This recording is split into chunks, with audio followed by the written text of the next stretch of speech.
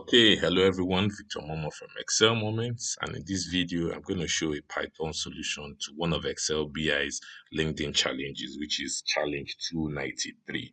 Like I've said in previous videos, if you're not following Excel BI LinkedIn page, you should, if you want to boost your Excel formula game. So let's look at the problem we have in front of us. It says provide a formula to list all words from A2 to A10 where English alphabets appear in alphabetical order. The logic is very simple. You take each word one after the other and you look at the characters in there and see if they are already sorted. Okay, we know that A comes before C, we know that C comes before R, but R does not come before O, so that order is broken. Okay, when you look at access, A comes before C, C comes before E comes before S. This is fine.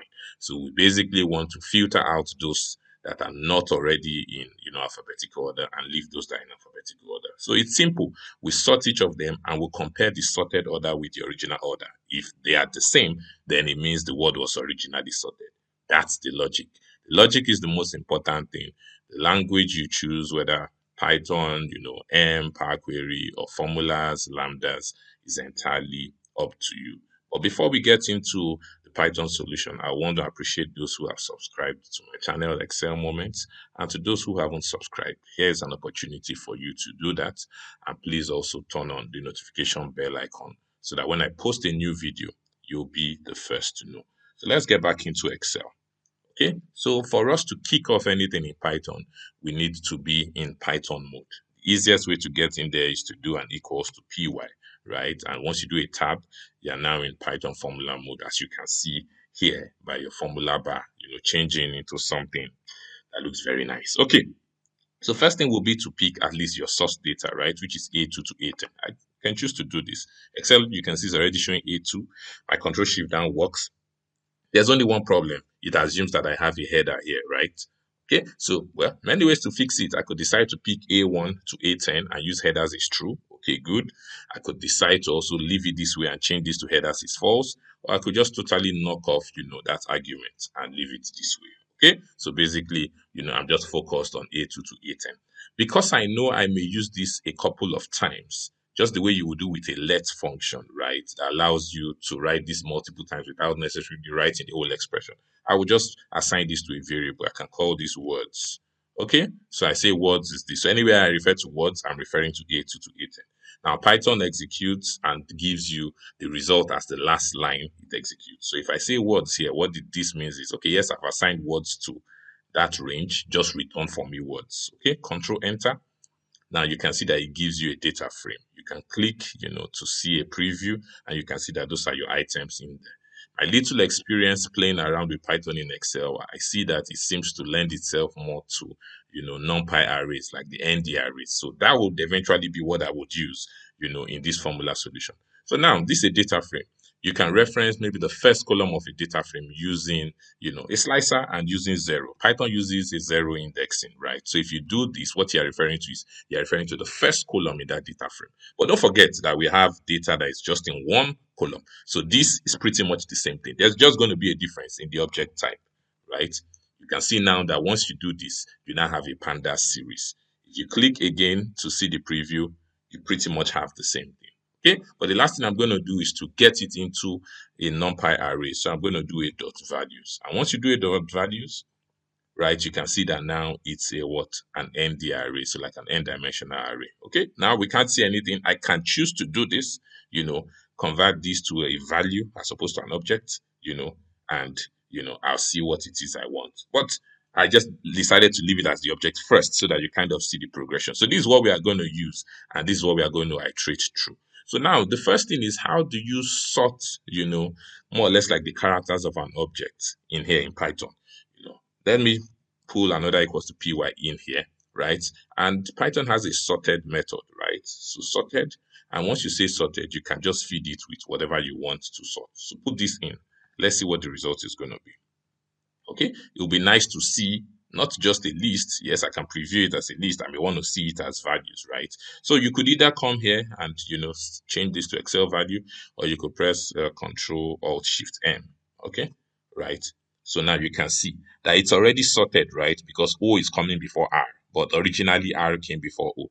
But now you have it in multiple cells, like a spilled array, correct? You need to glue it back together. If this was Excel and you did like a mid sequence, you will use a concat to bring it together, or like a text join. Okay, so here you could use a join as well, the join method. You need to first of all specify your delimiter. In this case, I don't need a delimiter, but I will show you, how it work with a delimiter. So I could do a dot join, right? And then I close the bracket here. Just watch this.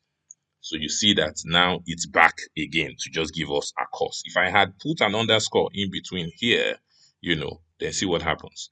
It's going to give us A underscore C, but we don't need that, right? So this is exactly what we need. So with this expression, we can sort each of those words, and then we then compare this with the original, word, and that will give us, a true or false. And based on that, we know which one we want to return. So let's get back in here.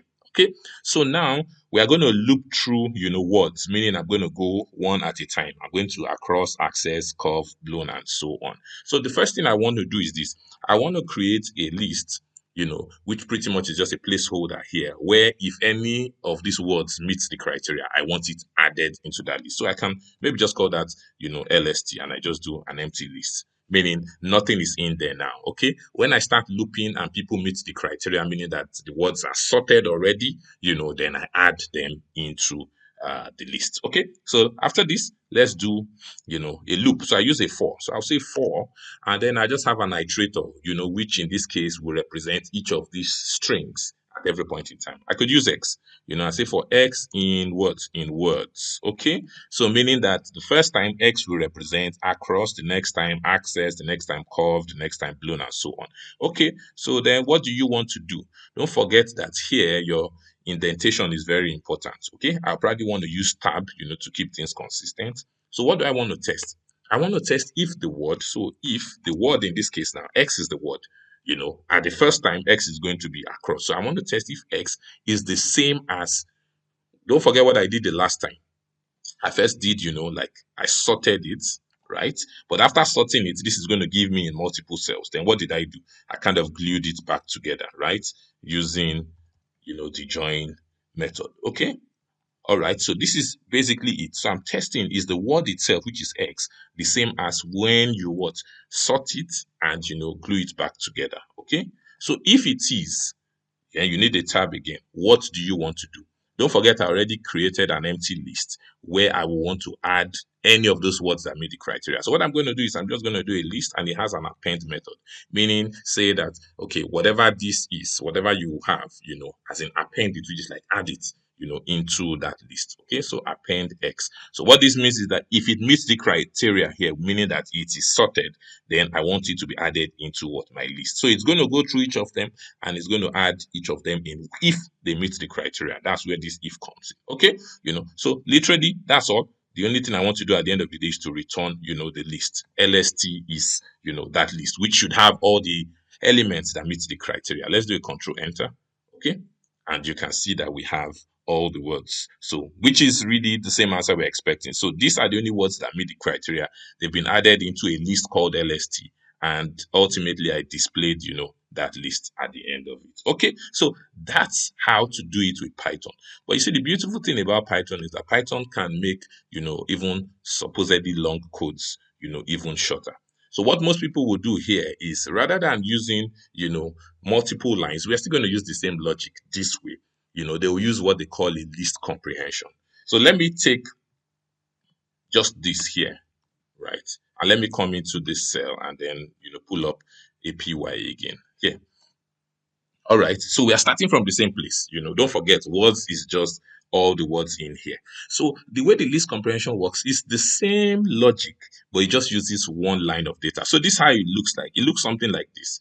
It says result, whatever the result is for, let's say, iterator in whatever you're iterating through. Okay. And then after that, you have, whatever conditions that you meet. So let me put a hash here. The hash here is just to comment this out. So this line will not be executed. So this is how it looks like. So what's your result? This part here is just like your normal loop, right? You say for X in this. Okay, that's this part. Don't forget the condition we did if this is the same as this. Okay, but it's just for you to understand the arrangement. Then the result is what you want returned. In this case, we are not adding it into a list like using the list.append. It's just, okay, what's the result you want? So that's exactly what we are going to do. So let's come, press enter, and then let's put up, square bracket. So what's our result? Here now, I want to use X as my iterator the way I did the first time, which is like for X in this. So at the end of the day, what do I want to return? X, which is the word itself. So X is going to be my result. Then I say for, what am I iterating with? I'm iterating with the same X. And I'm iterating through what? What am I looping through? I'm looping through words, because words is, where I have my 10 words. Okay. X at every point in the iteration will represent one word. So for X in words, so it looks almost the same as what I wrote before, really. It's just the arrangement that allows you to do it in one line. So saying for X in words, X is what we will return ultimately. But we need to have what? The condition. Okay. So what's the condition? The condition is if, just like you did the last time, if X, which is the word, is the same as when you sort it, which is this expression that most of you are a little familiar with now. Okay. So meaning that when you sort X, glue it back together, and you have one string and you compare it to the word itself. If it's the same, then that's what you need. So your brackets are fine. You need a closing square bracket, and that should pretty much give us the same thing. Let's see, control enter. Okay, so it gives us a list. This is showing us the objects. What do we need to do to see the values? Two things. We could either come here and do Excel value, or we press the shortcut Control Alt Shift M. Okay, all right, and now you can see that we have the same thing. So here, what I did was I did it in multiple lines. Like I did a loop. So I did a for, then an if on the next line, then I appended. But using this comprehension is just much shorter, because you can take advantage of this expression, right? Which is, you have a result for, your iterator in whatever you're iterating through, and then you can put your condition. So it's the same thing, but this is, I would say, cleaner, maybe what some would call like syntax sugar, sweeter. So that's how you get it done, with Python. If you like this video, please hit the like button. You can also subscribe to the channel. Excel Moments. In the coming days, I should do more, some Python videos for those who are not too familiar, so we can, get up to speed. But for now, I'm out.